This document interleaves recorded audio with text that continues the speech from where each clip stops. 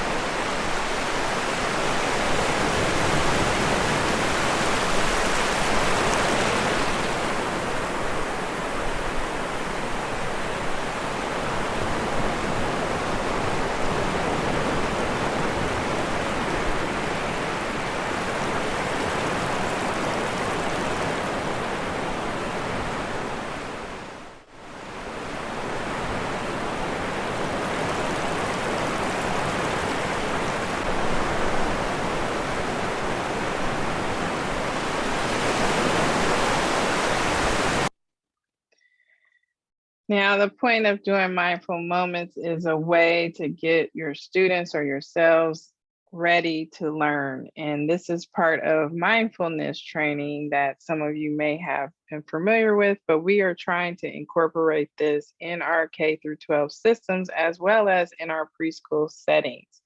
And so I do this in any training that I'm doing, workshop or courses that I teach, and I will be sharing different things with you that you can hopefully bring into your classrooms as we do this work. All right, so for today's agenda, we had the welcome and a mindful moment. I am Dr. Zoe Bartholomew. I am a professor at Dominican University of California. I am also in private practice. My company is called ZMB Consulting, and I do provide behavioral management services as well as IEP, IFSP, and ISP support services. These are all special education related services and support. So some of you may not be familiar with the terminology, but part of my job is to help parents and families navigate through the process of when their students have become eligible for special education. And I go there to be a support and help them through that process. I've been in this business now for over 25 years, and I actually started like you guys as a preschool teacher. And so I really love giving back. I have partnered with Head Start and Child Start programs locally, providing services to help them manage behaviors as well as helping to identify students who may have some special needs. So today, I wanted to talk to you guys about universal design for learning. And the whole focal point around this is to help us to better understand how we can be more inclusive and making sure that we're including all students, no matter what their ability level is. So today we're going to go through having a mini lecture about what is UDL. I'll provide some examples that relate to the early childhood education community. I'm going to provide my own recommendations that I think will be helpful for you as it relates to the UDL strategies that you will learn today. I'm providing some resource links, and then I'm going to have an activity for you guys to do at your own pace and leisure. And then when we come back, the next time I will see you will be in the live Q&A session, where I'm hoping you will have some great questions that we can kind of cover and making sure you're understanding the purpose of this. We are already utilizing UDL in the K through 12 system as well as on the higher ed side. So I'm hoping that you guys will enjoy this presentation today. All right.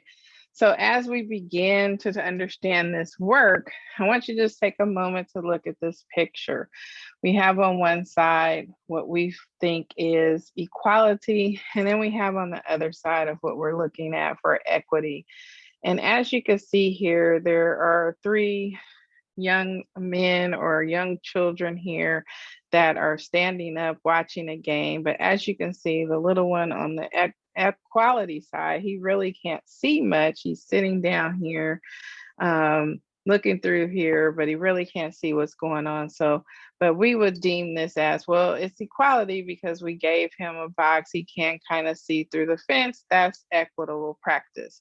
But really, we want to strive for equity. So as you see here on this other side, we were able to shift some of those boxes because really the guy here on the equality side really didn't need that box to stand up even further higher. He could actually see across the fence. Whereas the other two really did need the support of the box, and the little one here needed a little bit extra support. And that's what universal design for learning is really going to be focusing on, this premise and around how can we just do more? How can we provide more accommodations and supports and modifications that will help your students in your classrooms here? All right, so as we dive in, what is UDL? What is Universal Design for Learning? So it is essentially a framework that's been developed to help all students, no matter what their ability levels are. It was created by Ron Mace, who's out of University of North Carolina. He is an architect who designed the UDL model, really focusing on how can we make buildings and stuff ADA friendly. But we took that framework and we were able to look at how can we apply this to learning. So here we're going to watch a quick video just so you can help to understand what this looks like. Anytime you see these links that are underlined, these are actual hyperlinks that you can actually go to. So I have a little article here about Ron Mace for some extra insight. But right now we're going to sit back and watch this brief intro video about UDL.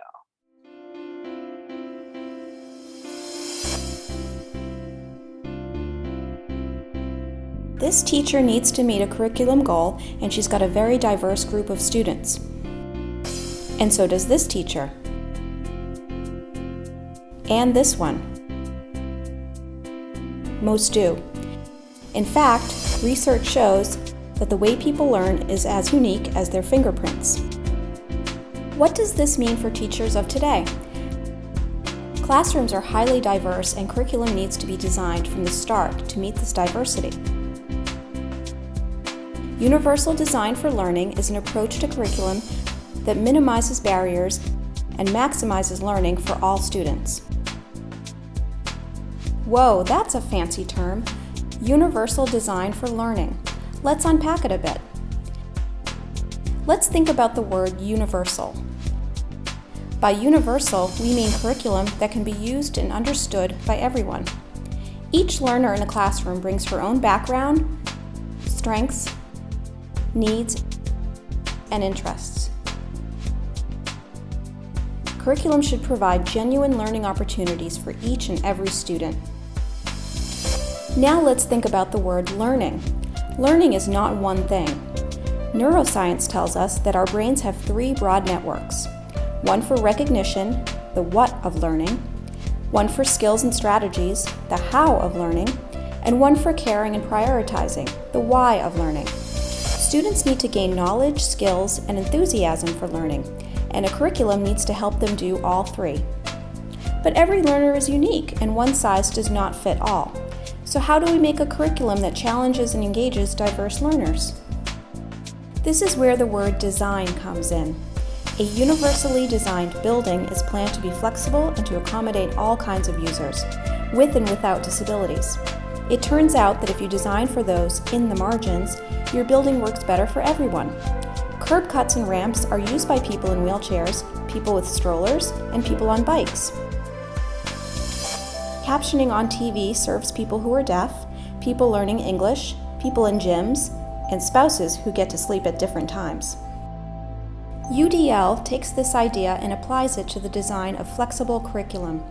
UDL goes beyond access because we need to build in support and challenge. So how do we use the UDL framework to make learning goals, methods, materials, and assessments that work for everyone? First, ask yourself, what is my goal? What do I want my students to know, do, and care about? Then ask, what barriers in the classroom might interfere with my diverse students reaching these goals? To eliminate the barriers, use the 3 UDL principles to create flexible paths to learning so that each student can progress. Number 1, provide multiple means of representation. Present content and information in multiple media and provide varied supports. Use graphics and animation, highlight the critical features, activate background knowledge, and support vocabulary so that students can acquire the knowledge being taught. Number 2, provide multiple means of action and expression. Give students plenty of options for expressing what they know and provide models, feedback, and supports for their different levels of proficiency. Number 3, provide multiple means of engagement. What fires up one student won't fire up another. Give students choices to fuel their interests and autonomy. Help them risk mistakes and learn from them. If they love learning, they will persist through challenges. And remember, always keep in mind the learning goal. Get rid of barriers caused by the curriculum and keep the challenge where it belongs. And that's it. Okay, quick recap. Show the information in different ways, allow your students to approach learning tasks and demonstrate what they know in different ways, and offer options that engage students and keep their interest. Universal design for learning equals learning opportunities for all. For more information on UDL, go to www.cast.org.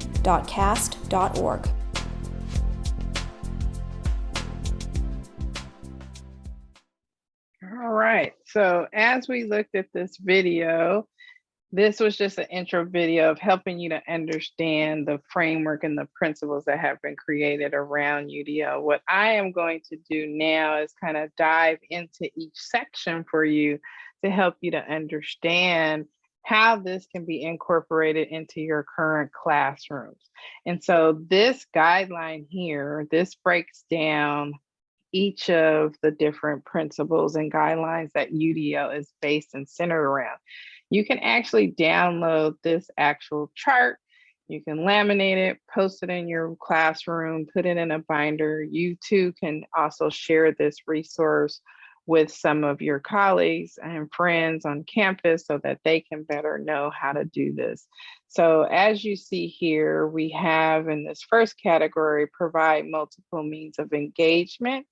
The second one will be around providing multiple means of representation. And then we have to provide multiple means of action and expression. And so as we get into each of these today, I'm going to just break down each one as it relates to what you can do in the early childhood classrooms. And so as we look at engagement, we're really looking at how do we get those little minds going? How do we get them interested and excited about learning and wanting to participate and so on? They're very busy at this age. You guys are dealing with the 0 to 5 population.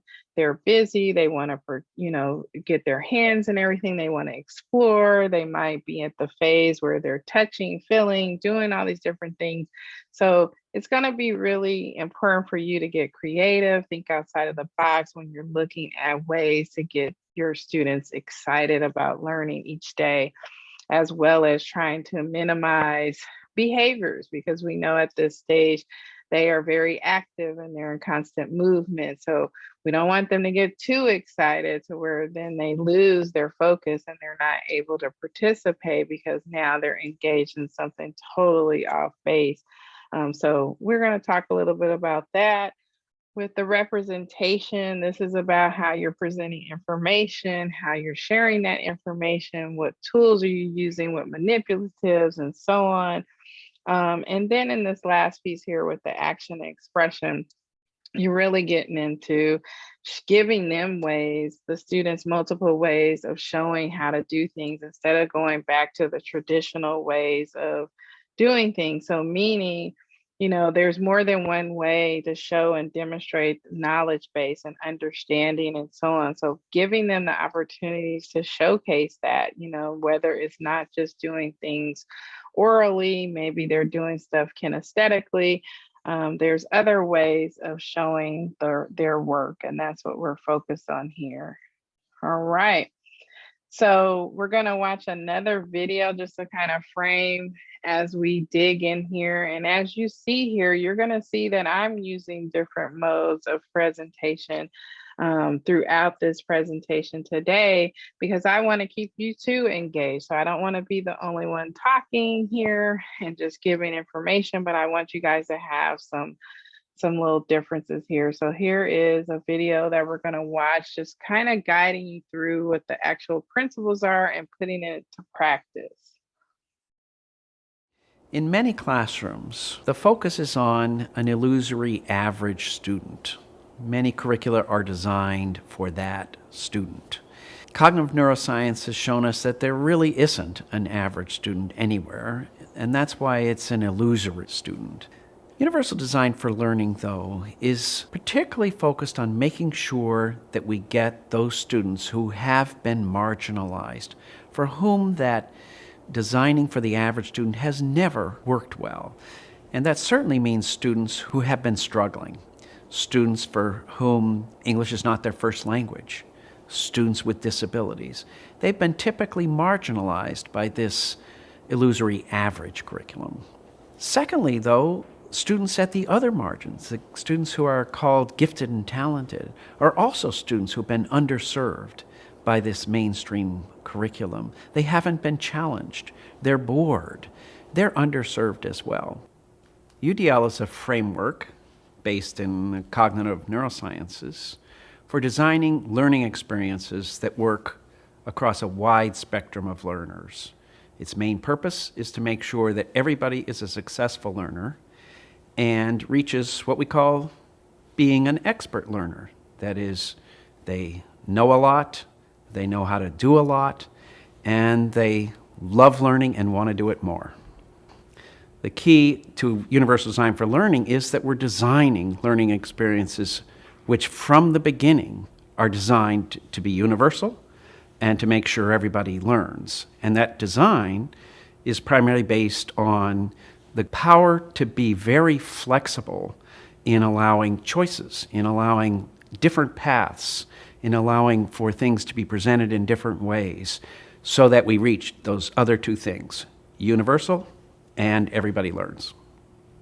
The three principles of Universal Design for Learning come from careful analysis of what learning really is, and particularly the research that has been done by thousands of other researchers in cognitive science, cognitive neuroscience, neuropsychology, which have carefully looked at what comprises learning, how does learning really work, and what are its differences among individual learners. From that work, we've abstracted out three simple principles that are involved in any learning situation. How does the learner pick up information? How do they express and act on that information? And how are they engaged by the learning situation? There are three broad principles. The first has to do with how we present information to the learner. And we talk about multiple means of representation. As it turns out, there's no one way that we can present information so to be successful for everyone to learn it. So we talk about multiple means of representation. So in UDL, we talk about providing multiple representations so that we're sure everyone will be able to make sense of the symbols, the language, the drawings, and so on. Take, for example, in teaching mathematics, it's typically very strong to use multiple representations, not just the symbolic expression of the numbers, but manipulables, things that the children can operate on and see directly and perceptually rather than their symbolic form. So that's a great example of providing multiple representation, both the symbolic number and a physical manipulative. The second principle is provide multiple means of action and expression. And that takes into account the fact that students vary greatly in how they express what they know, how they can act skillfully, how they can communicate in language or in drawing and so on. And students differ widely, so we say we must provide multiple means of expression over the course of our teaching and learning. The third principle is multiple means of engagement. And in many ways, it's the most important principle. If we don't engage students in learning, don't make it important to them, make them motivated for it, then none of the other forms of representation or expression will be that important. Within Universal Design for Learning, when we look at a curriculum, we think of 4 main components, and each of them need to be universally designed. The first component is, what are its goals? How do we translate standards into things that are important to do in the classroom? Secondly, what are the materials that are going to be in that classroom? Everything from a chalkboard to a textbook to a workbook to something on the wall. Are these materials key to learning? And if so, are they universally designed for learning? Third, the methods. How does the teacher go about teaching when she or he is working at helping students learn? Does she set up collaborative groups? Does she lecture? Does she provide experiences out in the world? And lastly, and very important to Universal Design for Learning, is the means of assessment. How are we sure that learning really occurs? When we began our work, we, like most people, were focused on learners who were doing poorly, who looked like they had disabilities. Over time, we began to change our focus because we could see when we were in classrooms that the classrooms were in fact disabling, that they were not designed properly to ensure that every child would succeed. And we began more and more to see that the curriculum itself was disabled, and that the work of the Universal Design for Learning guidelines is to reduce the disabilities in the curriculum itself so that more students succeed, more students have optimum challenges, and come out as expert learners in the end. So, as you see here in that video represented just giving you guys a visual. Sometimes we're just kind of talking about these principles, but I wanted you guys to actually see it in action. And that's what that video represented as he was kind of breaking down each of these principles, so that you can see what's happening in classrooms right now in the K through 12 system.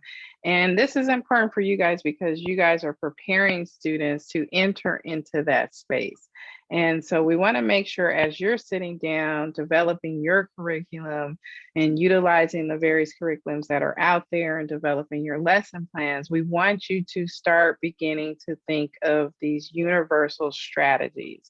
And that's why I'm bringing this to you guys in this space. From what I know, this is some new work that's happening to actually start bringing this to you. But I can say here at our state of California, the California Department of Education, which I'm a part of different boards and committees with them, we are actively, like I said, bringing these principles and this framework to the K through 12 system as well as in the higher ed system. So this pretty soon is going to be a set standard for California as well as on the national level. So I want you guys to get in here early and being able to get this information. So now we're going to move into a little bit of lecture just so that I can break this down for you a little bit further, but I wanted to cater it to your population that you serve. All right. So when we're looking at engagement, this is the why of learning as they stated. And for your learners, this is very important. You know, right now in your classrooms, the average attention span is probably 1 to 2 minutes at most. As they get older in the 4 or 5-year-old range, you want to shoot for having this like 7-minute sustained attention. That is research based. That's what we're looking for. But as they're continuing to get to that, that's still not a lot of time. So you still have to be able to move quickly through your curriculum and through your different activities.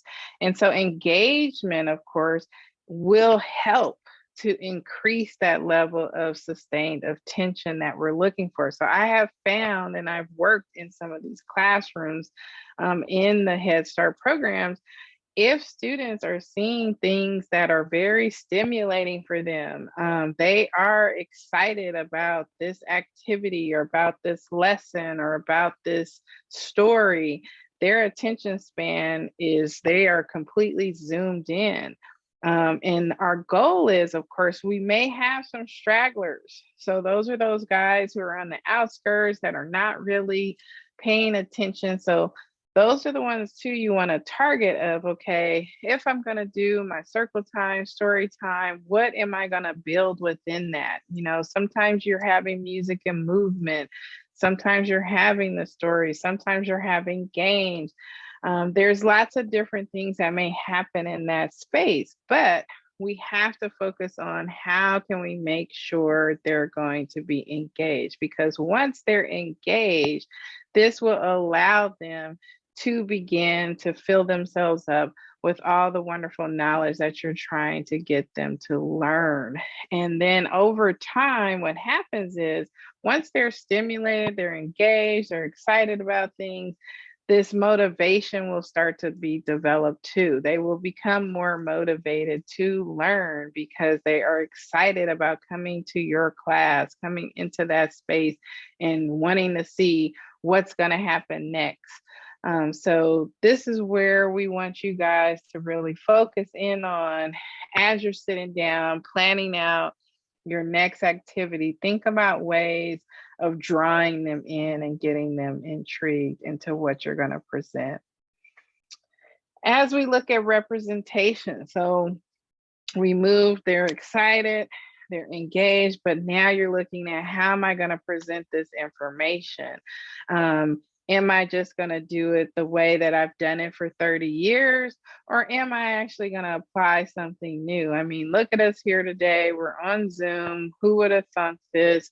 Who would have saw us here doing presentations? We've always done things live. We didn't have these visual supports. We had whiteboards, we've had chalkboards, we've had no boards, we've had just traditional paper pencil. But now in 2022, there are so many resources and things that you can utilize, and media and technology is a huge resource that we're beginning to use more and more. And due to this pandemic, we were kind of forced into this situation. So some of you may have already had to think about this as we were during the pandemic. I know some classrooms were actually virtual classrooms. So you guys really had to get engaged and you really had to find other ways of presenting the information because the students were no longer in your care.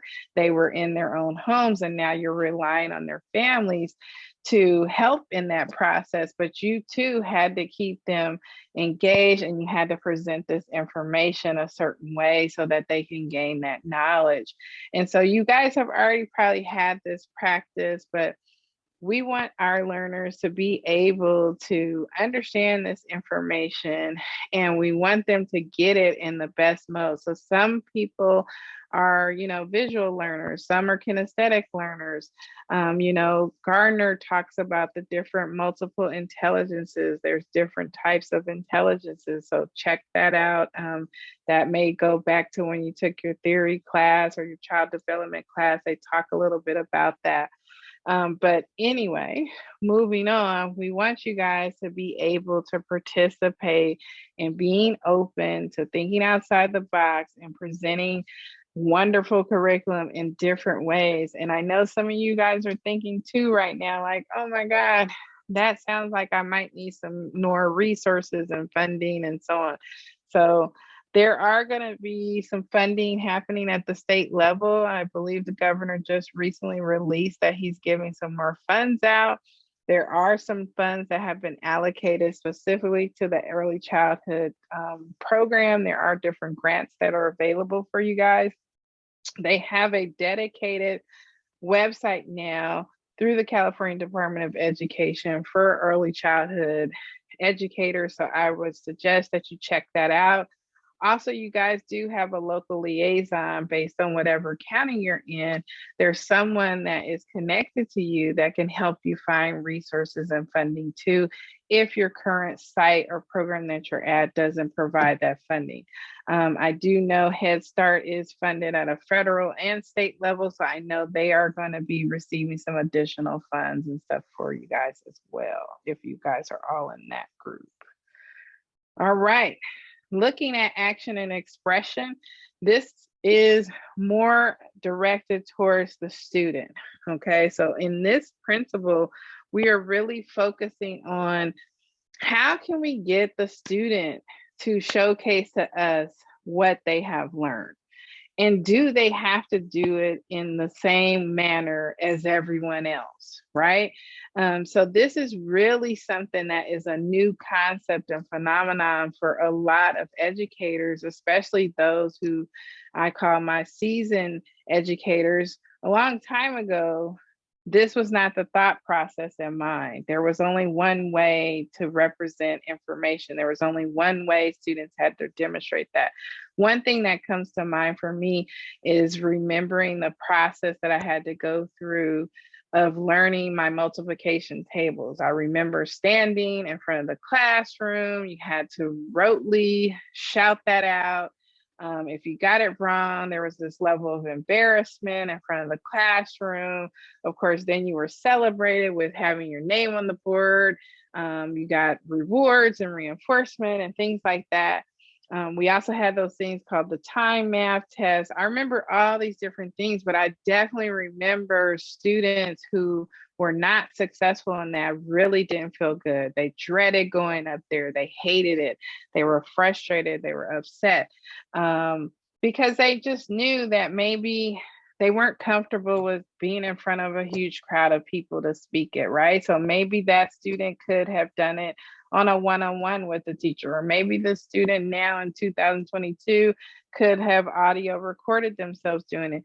There's other options, but now we even have more ways of demonstrating that the student understands their multiplication facts and so on. That doesn't have to be just this paper pencil or this humiliating experience of getting up there in front of the whole class. So that's just an example of ways that we're now trying to say, hey, there's other ways. So even in the higher ed side, we have become more open to allowing students to think outside of the box of writing a traditional paper. Now they can actually do a PowerPoint presentation. They can do a video screencast. There's all these different ways of just showcasing, because one thing I want you to remember through all of this, it's about what is the end goal in mind.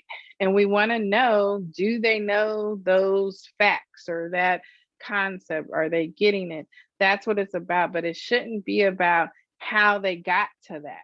And so that's what we want to eliminate here in this section around action and expression. And just to give you a heads up, this section in particular, I'm going to have you guys participate as a part of your activity later on. I'll showcase this for you, but this is the one I really want you guys to take a little bit more time to kind of dig in and explore. So that's why I have it as a part of your activity, because unfortunately, this is the area that some of my educators get kind of stuck in, because we're stuck in old ways of how we've had students present information. And now we have to kind of, again, think outside the box and do something differently. But hey, I have some great resources that I'm going to share with you, so you don't have to feel completely stressed like I have to start from scratch.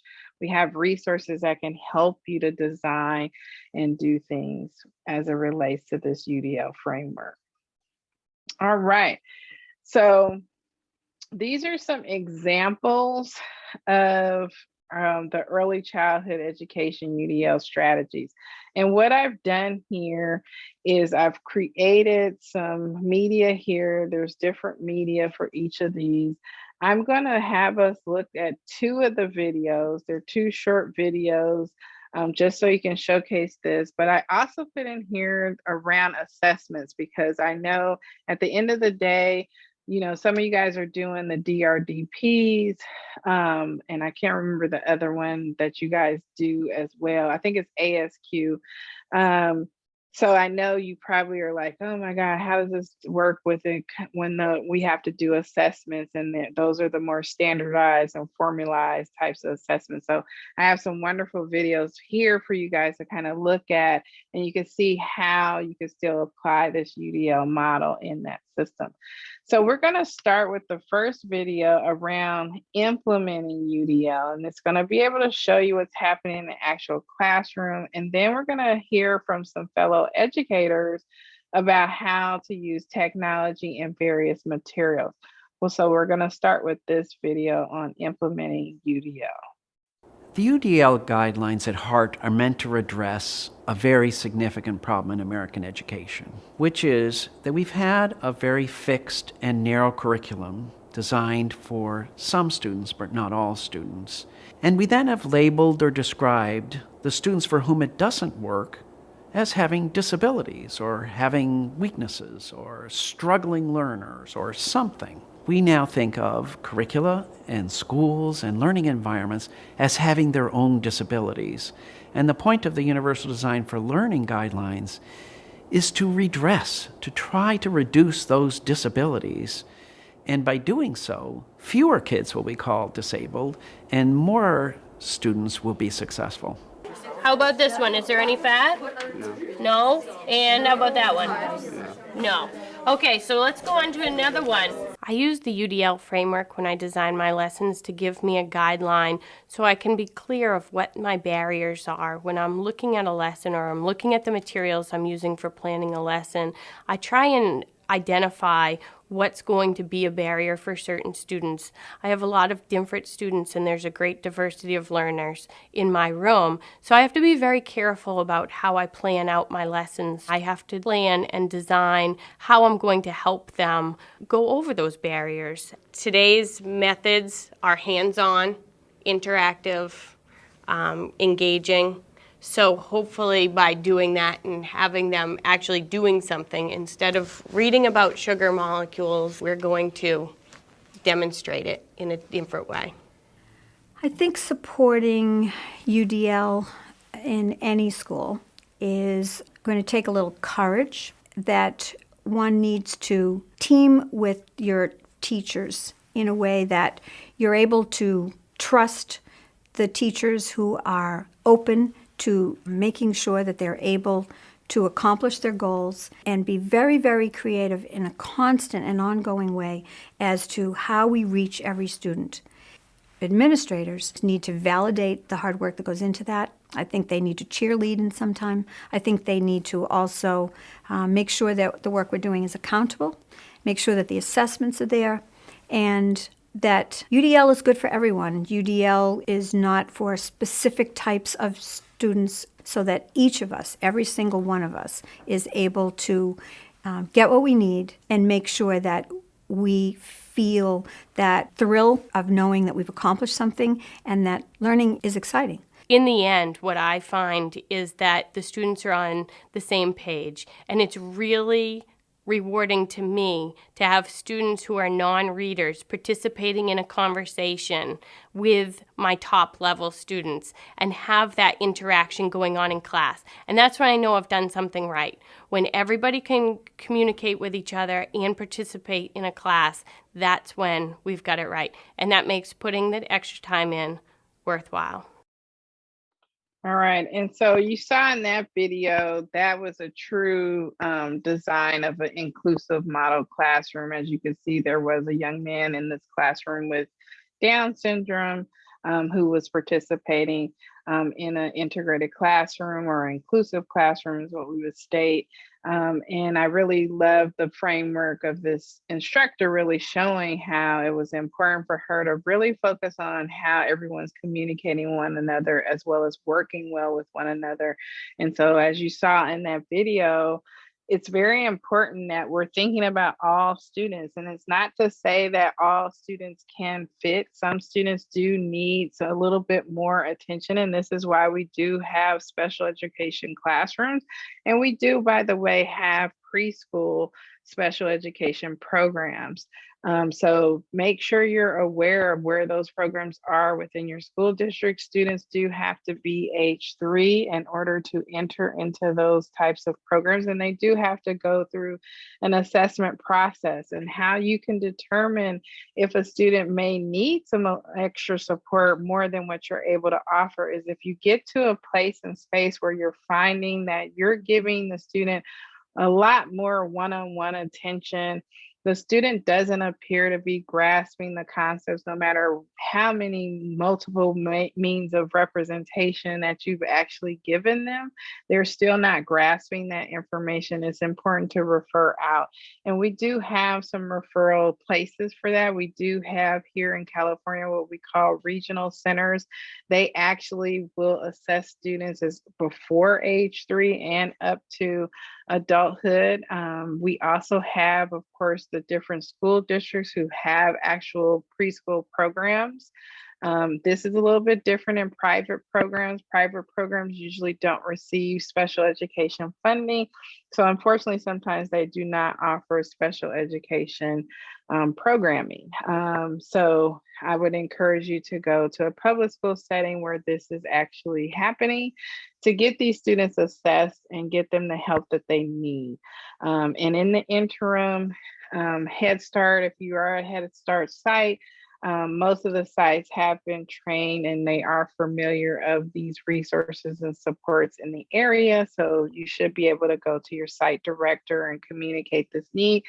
I always tell my ECE providers, please make sure you're providing some data collection. So make sure you're jotting down these areas of concern before you come into a meeting with a parent saying, hey, I think your child needs more supports than what we can offer. It's really important for them to actually visually see and touch some actual data that you've collected to showcase where the student is struggling. In this day and age too, you can also do some video modeling, but you will need to get some written consent for you to actually video for that.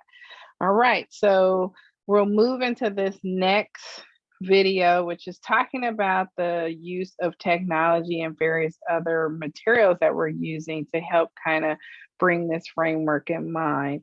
And I know you guys are using some things in your classrooms, but these are some college professors that are going to talk to you a little bit about this.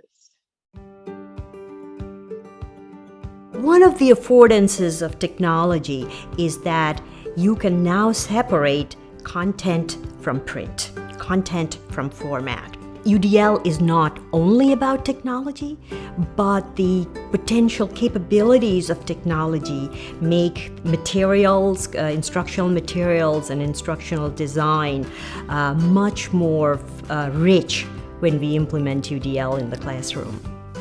I think about the materials that I assign and the diversity of those materials. I think about the lectures and the modes of interacting and the constructivist and collaborative experiences I provide. And I think about the assessments that I create that are all tied together in a really tight and coherent way.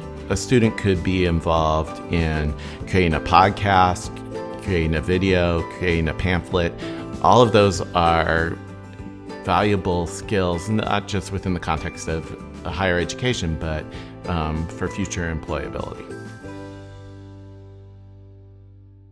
All right. And so as you saw in that video, they just were talking about helping you guys to see how this can really enhance your current curriculum that you're providing for students by using different types of technology as well as available resources.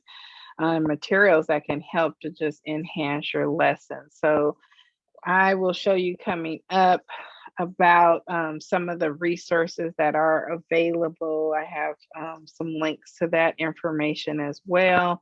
And again, like I said, depending on your site, if you're attached to Head Start, if you're attached to your private site, or even a school district system, there are various programs that are out there that you guys could be incorporating into your practice. And I'm sure even at this conference today, there are probably a plethora of individuals who may be presenting to you guys today around different technology and materials, as well as I know previously when we were live, they had an actual resource fair for you guys that actually had individual companies present and showing you what's the latest things that are out there that can help you with data collection, help you with assessments, help you with curriculum design, help you with even tracking behaviors, communicating with families, and so on. There is so much stuff out there, and it's always cool to see what's out there. So I encourage you to participate in that. I'm not sure how they're doing that virtually this year, but please make sure you check those individuals out, because it could definitely be some insight for you guys on your campuses. And then here is the actual links for the UDL as it relates to assessment. So please watch those videos at your own leisure. And right now, I'm going to give you guys some of my recommendations as it relates to each category. And I tried to keep my ideas as it relates to your age group and population that you serve, which is predominantly the 0 to 5 group. So for engagement, I always love incorporating music and movement exercises. I think that's always a great way to get these guys moving and participating. It also helps with different memory of memorizing different letter sounds, different words, so on. I mean, you can do so much with music and movement. It also helps my guys who are having a hard time sustaining to tasks and need to have their wiggles out and so on. I think these are great exercises for you for engagement. The other one for engagement I gave you is incorporating the mindfulness. So you see again these little purple links. You can feel free to click those links, but it'll take you to some actual articles or an actual video about how you can do these things. But mindfulness is something that is really helping to reset the brain. It also has been linked to helping calm down some stress factors that some of our students may be experiencing outside of that, especially since you guys are in this Head Start community. You know that we are predominantly serving families who are impoverished, who definitely have been experienced different life challenges. And then of course, now we have this pandemic. So some of these youngsters have not even been around people. They may be having their first experience with you guys, and it is pretty wild experience for them.